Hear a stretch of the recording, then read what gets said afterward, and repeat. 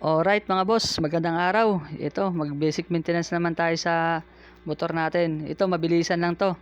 Ito naman, binabaklas ko yung gulong sa likod dahil lalagyan ko ng grasa to kasi alam kong matagal-tagal ko na rin dito na maintenance sa likod ng gulong kaya lagyan ko ng grasa. Yan, pagbaklas ko nga dyan ng gulong is makita ko yung pinaka-ihi niya, yung pinaka-gear niya is wala na ang grasa. Tapos dyan mga bossing, tips lang sa inyo, ito yung brake shoe na yan is banding lang yan, stock pa rin yung housing niya pero yung lining niya is banding lang, so halagang 150 lang yung pabanding dyan, so mas nakamura ako sa mga nabibili online o kaya dyan sa mga shop. So ayan mga bossing, ito lalagyan na natin ng grasa yan para swabe ulit yung motor natin, para hindi kakainin na agad-agad ng kalawang yung pinaka gear natin dyan. Ayan, top 1 pa rin yung gamit ko dyan mga boss. High temp na top 1. So, shout out sa top 1. Baka naman. Ayan mga bossing.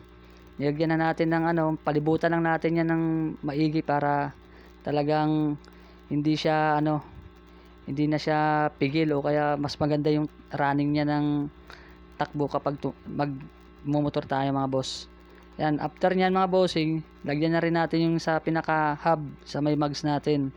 Lagyan na rin natin yan para talagang hindi kakapitan siya ng kalawang, kasi ngayon tag-ulan, malakas talaga ang ulan sa mabilis magpakalawang ng mga bakal-bakal ng mga motor natin. So natanggal na rin naman natin is sabay na rin natin punasan yan yung pinaka-hub niya kasi madumi na rin yan, taktak natin para tanggal talaga yung dumi.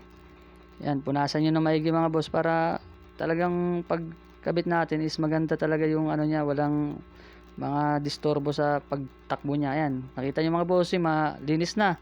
So yun lang mga bossing, yan kabit ulit natin yan, balik na natin yan para okay na, all goods na lahat. Yan lang mga boss, share ko lang yan sa inyo para dahil tagulan ngayon wala tayong problema, i-maintenance din natin yan, importante rin yan mga boss. Salamat na marami, thank you.